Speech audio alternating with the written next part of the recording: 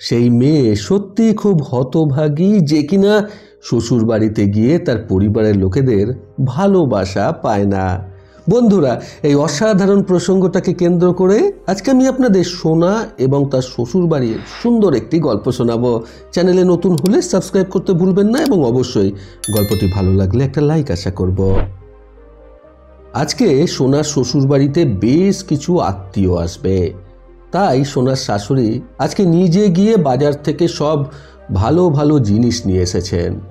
মাছ মাংস থেকে শুরু করে সমস্ত দামি দামি বাজার নিয়ে এসে সোনাকে বললেন, বৌমা, মাছ মাংস ভালো করে ধুয়ে সমস্ত আনাজপাতি কেটে বেটে এই রান্নাগুলো রান্না করতে তাড়াতাড়ি বসিয়ে দাও। 2টার মধ্যে সব রান্না শেষ করতে হবে। সব আত্মীয়রা তাড়াতাড়ি চলে আসবে। সোনার মাথা তো এমনিতেই ঠিক নাই, চোখে মুখে অন্ধকার দেখছে। একে তো বেশ কিছুদিন যাবৎ শরীরটা একটু খারাপ, আসলে প্রেশারটা লো হয়ে গেছে অতিরিক্ত খাটাখাটনির ফলে। যেহেতু শ্বশুর বাড়িতে কাউকে বলার মতো কোনো জো নেই, সেহেতু মনের কষ্টে এই অসুস্থ শরীর নিয়েই সে সংসারের সমস্ত কাজ সামলে যাচ্ছে। আজকে সকালবেলা থেকে বাড়ির সব কাজ এখনো শেষ করতেই পারেনি সে। সকালের টিফিনটাও এখনো করে উঠতে পারেনি। একটা সেকেন্ড সময়ের জন্য রেস্ট নিতে পারেনি সোনা। তার উপর হঠাৎ আগত আত্মীয়দের জন্য এত রান্না, এত বাজার ধুয়ে পরিষ্কার করে কাটা বাটা, এই সব কিছু একা কিভাবে সামলাবে সে? এইসব ভেবেই যেন সোনা ঘামতে শুরু করেছে। কিন্তু কিছু করার নেই, কিছু বলতে গেলেই শাশুড়ির ধমক। তাই ধমকের হাত থেকে বাঁচতে ঈশ্বরের নাম বলে 2 হাত লাগিয়ে রান্না বান্না শুরু করলো সোনা। আর তার শাশুড়ি মা একটু পর পর রান্নাঘরে সোনার কাজের মাঝখানে এসে বলছেন, কি গো বৌমা, তোমার এখনো হয়নি? কখন রান্না শেষ করবে বলো তো দেখি? এ তো দেখছি আত্মীয়রা এসে না খেয়েই ফিরে যাবে। তোমাকে দিয়ে আসলেই কোনো কিছু আশা করা বৃথা। এই কথা বলার পর সোনার শাশুড়ি আবার বলতে শুরু করলেন, এই যে দেখো, পাশের রায়বাড়ির বড় গিন্নির ছেলের বউ কত শত কাজ করে নিজের হাতেই। তারও তো বাপু সদ্য বিয়ে হয়েছে, তোমার মতো এরকম কুঁড়ে মেয়ে মানুষ না। এই সবই উনি একটু পরপরই এসে বলছিল সোনাকে উদ্দেশ্য করে। আর সোনা শুধু শাশুড়ির কথাগুলো চোখ নাক মুখ বুজে শুনে যাচ্ছিল আর একটার পর একটা রান্না বসানোর জন্য তাড়াহুড়ো করছিল। কিন্তু যখন শাশুড়ির কথাগুলো মাত্রাতিরিক্ত হয়ে গেল, তখন সোনার চোখের কোণে জল চলে এসেছে এটা ভেবে যে আহারে, একটা সময় আমিও তো বাবা মায়ের কত আদরের মেয়ে ছিলাম। আমাকে একা হাতে একটা কাজ পর্যন্ত করতে হতো না ওই বাড়িতে। করতে হতো না বলা ভুল, মা বাবা কিছুই করতে দেয়নি। কখনো জল তেষ্টা পেলেও সেটা মা মুখের সামনে সবসময় এগিয়ে দিয়েছে। এই ভেবে চোখ থেকে জল বেয়ে পড়তে লাগলো সোনার। যাক, এইসব ভাবতে ভাবতে আর রান্না করতে করতে অতিথিরা তাদের বাড়িতে চলে আসলো। সোনা তাড়াতাড়ি করে নিজের চোখের জল মুছে আরও গতিবেগ বাড়িয়ে দিয়ে রান্নাবান্নার কাজ বাজ করতে লাগলো। কারণ সে বুঝতেই পারছিল যে সময় মতো রান্না শেষ করতে না পারলে তার কপালে আজকে ভালো মতো দুঃখ রয়েছে। তার শাশুড়ি মা তাকে মোটেও ছেড়ে কথা বলবে না। এর মধ্যে তাদের বাড়িতে আগত অতিথিদের মধ্যে একজন বৌদি ভীষণ ভালোবাসে সোনাকে। সেই বৌদির সাথে সোনার আগাগোড়াই খুব ভালো সম্পর্ক। সেই বৌদি সোনাকে দেখে বুঝতে পারে যে সোনার কাজ করতে বেশ কষ্ট হচ্ছে। তাই সেই বৌদি ভীষণভাবে সোনাকে কাজে সাহায্য করতে তার সাথে রান্নায় নেমে গেল। কিন্তু তার সত্ত্বেও সোনার মাথায় তখন ভীষণ চিন্তা যে এতগুলো রান্না সে কখন শেষ করবে আর কখন অতিথিদের সামনে দেবে। সেদিন সোনার শাশুড়ি 2 রকমের মাংস, ইলিশ মাছ, চিংড়ি মাছ, মাছের মাথা দিয়ে ডাল, 5 রকমের ভাজা, চাটনি, পাঁপড়, পোলাও সমস্ত কিছুই করার জন্য হুকুম করে রেখেছিল সোনাকে। সেই সব রান্নাগুলোর মধ্যে বেশিরভাগটা হয়ে গেলেও তখনও বেশ কিছু রান্না বাকি ছিল সোনার। তাই সে বৌদির সাথে বেশ তাড়াহুড়ো করে রান্নার কাজ করতে লাগলো। এমন সময় তাড়াহুড়ো করতে গিয়ে রান্নাঘরের তাকের ওপর রাখা শাশুড়ির মাছ কাটার ছাই পড়ল তার মাথায়। সে হতাশ হয়ে ভাবতে লাগলো যে হে ঈশ্বর, কি একটা অবস্থায় পড়লাম আমি। সোনা তখন কাউকে কিছু বুঝতে না দিয়ে গোপনে ওয়াশরুমে গিয়ে নিজেকে পরিষ্কার করে নিল। তারপর এসে বাকি রান্না নিজের হাতে শেষ করার পর খাবার সব টেবিলে দিল সাজিয়ে।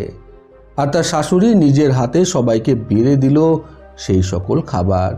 শাশুড়ি সবার প্লেটে সব ঠিকঠাক দিলেও সোনার খাবারের প্লেটে পরম আদর যত্নে দিল মুরগির গলার একটা ছোট্ট হাড় আর একটা ছোট্ট মতো টুকরো। তাও দেওয়ার সময় বাকি আত্মীয়দের শুনিয়ে শুনিয়ে আর নিজে ভালো সাজার জন্য বলছিল, আহারে বউটা সারা দিনটা কাজ করছে, কিন্তু বউটার প্লেটে একটু ভালো কিছু দিতে পারলাম না। রান্না করার সময় অনেক শখ করে সোনা খাসির মাংস রান্না করেছিল, কিন্তু একটা টুকরো মাংস তার প্লেটে জুটল না, এমনকি কোনো মাছও জুটল না তার জন্য। আত্মীয়রা সোনার পাতে খাবার দিতে বলায় তার শাশুড়ি বলেন, বৌমার আমার মাছ মাংসের প্রতি অত আগ্রহ নেই, মুরগির মাংসটা একটু আধটু খায়, তাই ওটাই দিলাম। এই বলে সবাইকে অন্য কথায় মন ঘুরিয়ে দিতে চাইল সোনার শাশুড়ি। সোনা কিছু না বলে চুপচাপ মাথা নিচু করে খেতে থাকলো। আসলে দেখাশোনা করেই সোনা আর তার বরের বিয়েটা হয়েছিল। বিয়ে হয়েছে তাদের 7-8 মাস হয়েছে। এখনো পর্যন্ত সোনা তার শাশুড়িকে প্রচণ্ড ভয় পায়, তাই কখনো শাশুড়ির মুখের ওপরে কিছু বলার সাহস করে উঠতে পারে না। যাই হোক, খাওয়া সোনার তখনও শেষ হয়নি। এর মধ্যেই আরও কয়েকজন অতিথি আসছে। তারা আবার সোনার শাশুড়ি মায়ের খুব নিকট আত্মীয়। সোনা অর্ধেক ভাত শেষ না করতেই তার শাশুড়ি মা অর্ডার দিলেন, ফ্রিজে বেশ কিছুটা মাংস এখনও রাখা রয়েছে, তুমি তাড়াতাড়ি আরও কিছুটা মাংস নামিয়ে আত্মীয়দের জন্য রান্না করে নাও। এই কথা শুনে সোনা খাবারটা রেখেই উঠে গেল আত্মীয়দের জন্য মুরগির মাংস রান্না করতে। তখন পাশে থাকা সেই বৌদি সোনাকে বলল, তুমি বলেই এখন আবার রান্না করতে গেছো, আমি হলে জীবনেও আবার রান্নাঘরের ধারে কাছে যেতাম না। সোনা একটু মৃদু হেসে নিজের কাজে চলে গেল। সে তাও ভাবল, যেহেতু এখন আরও বেশ কিছুটা মাংস রান্না হবে, তাহলে মুরগির মাংসের একটা পিস হলেও আমি অতিরিক্ত পাবো আমার বাকি খিদেটা মেটানোর জন্য। সারাদিন কাজ করার পর ক্লান্ত শরীর আর অর্ধেক ক্ষুধার্ত থেকেও রান্না করে গেছে সোনা। রান্না শেষে অতিথিদের খেতে দিয়ে বাকি যে মাংস অবশিষ্ট ছিল তা নিয়ে বসলো এইবার হিসেব। সোনার শাশুড়িমা মাংস খান না, তাই উনি বললেন, পাত্রে যেটুকু মাংস অবশিষ্ট আছে তা কিন্তু খেও না, ওটা আমার ছেলে রাতে অফিস থেকে ফিরে খাবে, তার জন্য রেখেছে। ওনার ছেলে মানে সোনার হাজবেন্ডের জন্য বরাদ্দ ওই মাংসটুকু। তারপর রাতে ওনার ছেলে খাওয়ার পরেও আরও 4 পিস মাংস অবশিষ্ট ছিল। উনি সেই মাংস বারবার চেক করতেন আর সোনাকে বলতেন, এই মাংসে কিন্তু হাত দেবে না, আমার ছেলে ওটা রেখে রেখে খাবে। সোনা শাশুড়ির এই ব্যবহারে শুধু মনে মনে মৃদু হাসতে লাগলো আর ভাবতে লাগলো, হতভাগা আমার কপাল, আর এক টুকরো মাংস জুটল না। পরে আবার নিজেকে সান্ত্বনা দিয়ে সোনা মনে মনে ভাবতে লাগলো, আমি শুধু রান্না করি অন্যদের জন্য, নিজে খাওয়ার অধিকার অন্য কারোর ইচ্ছার ওপর। এটাই আমাদের এখনকার সমাজের বেশিরভাগ শ্বশুরবাড়ির চিরাচরিত রূপ তাদের ঘরের বউদের প্রতি। মুখ বন্ধ করে সবটাই এখন সহ্য করে যাচ্ছে সোনা। হয়তো একটা সময় পর সব কিছু সহ্য করতে করতে যখন তার দেওয়ালে পিঠ ঠেকে যাবে, তখন সে হয়ে উঠবে তীব্র প্রতিবাদী।